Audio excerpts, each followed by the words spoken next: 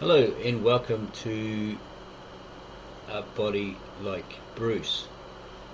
This is the same old biography of Bruce Lee, basically the same details, but it does have some interesting features, data about or information about Bruce Lee, and it's titled The Importance of Bruce Lee by Andy Koopmans. As usual, go through from Bruce Lee's birth to his demise in the 70s. Here's the contents.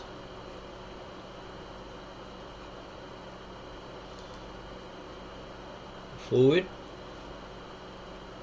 about the biography series, and this is pretty good. Important dates in the life of Bruce Lee, from his birth to his death. Interrupts filming The Game of Death to make Enter the Dragon for Warner Brothers Studio. Dies in Hong Kong on July 20. Laid to rest in Lakeview Cemetery in Seattle, Washington on July 31st in 1973. A Brief Passionate Life. And there's some stills, movie stills from Philosopher of the Chinese Connection, Enter the Dragon,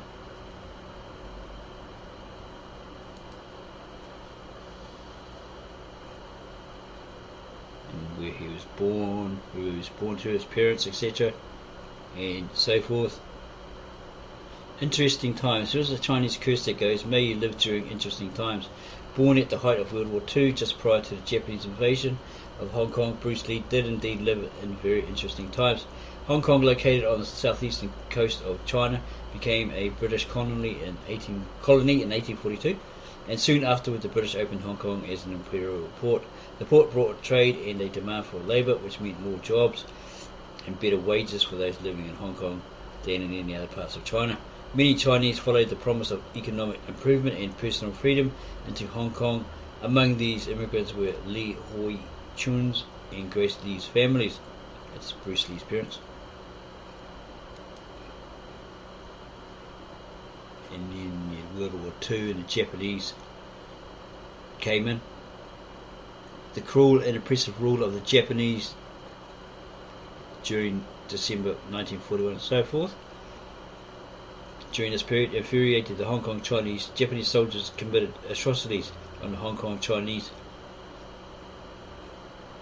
Bruce Lee's family suffered through this period of oppression along with their fellow Chinese, and legend says that Lee used to stand on the balcony of his family's apartment as a toddler and shake his fist in anger at the Japanese planes flying overhead.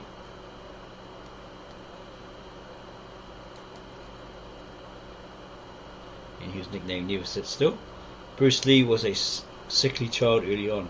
The humidity of Hong Kong was hard on him, and he was skinny, but as he grew he developed a natural charisma and a love of physical activity. Hoi Chun, his father, often took his son along with him to work at the opera or to film sets when he was working on movies. In these settings, Lee developed a love for performance. At home, Lee was full of frenetic energy and practical jokes. The family nicknamed him Mo Si Tung, which means never sit still, because he was constantly running, jumping or talking. In fact, the only time he was not moving was when he was reading, which he did to the point of becoming nearsighted and required glasses from the age of 6.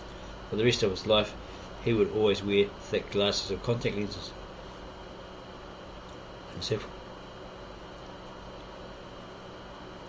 The Tigers at La Salle College. Bruce Lee became the leader of a small gang called the Tigers. The gang sought out British boys to fight after school. The Chinese hated the British almost as much as they hated the Japanese. After the Japanese occupation, Hong Kong had returned to British rule.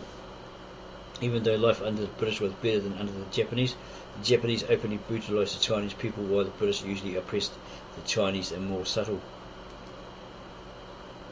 ways. The Chinese felt a deep resentment against the British colonisers. Lee's gang often instigated and frequently lost fights against the larger British boys. However, Lee would never admit to being beaten. Even so, as a teenager in Hong Kong, Lee usually returned home beaten and bruised to the displeasure of his parents. Hoi Chun and Grace did not approve of his fighting. When Hoi Chun was around, he punished Lee, sometimes by hitting him or placing many restrictions on the boy's activities.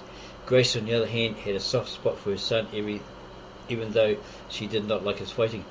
She often protected Lee from Hui Chun's punishment by not telling her husband about the fights. Lee's gang got beaten frequently, enough that he became frustrated and demanded that his parents enroll him in martial arts classes. Grace agreed, convincing Hui Chun, his father, that it was for the best that their son be able to protect himself, and they gave him money for lessons.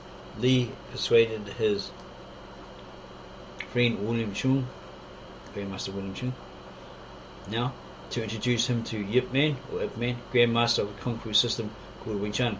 Bruce met with Yip Man in 1954 and because of Lee's minor celebrity as a film actor, Yip Man accepted him as a student on the spot, which was unusual.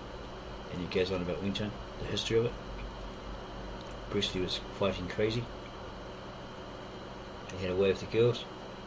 Bit of a show off, probably. Get their attention.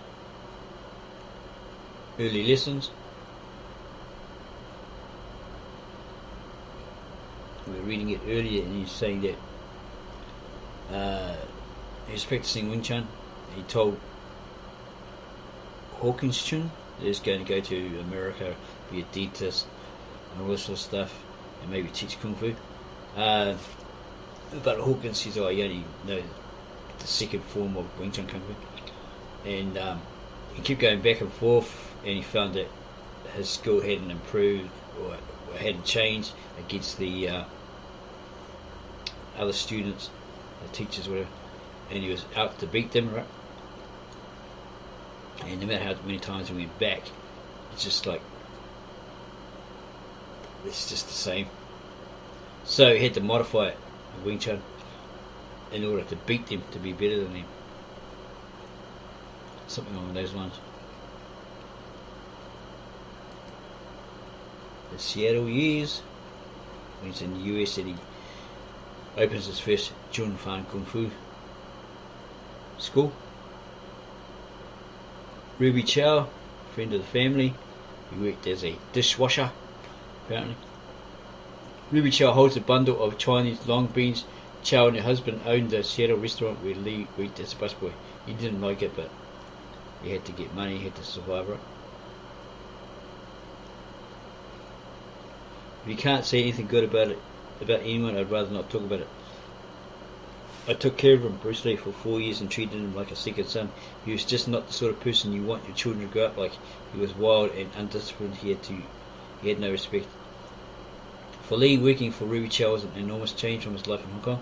After years of doing as he pleased and never having to hold down a job or put in any effort at school, the menial work at restaurant frustrated and angered him, because he came from a wealthy family. He had assumed he had been sent to America to go to school, and that he was to stay as Ruby Chow's guest, but that was not the reality. Lee worked long days during his first years in Seattle. While living and working at Ruby Chow's, he enrolled at Edison Technical School, hoping to finish his high school diploma, and also took a second early morning job stuffing inserts into newspapers at the Seattle Times to make additional money. In a 1960 letter to a friend in Kowloon, Lee described his new life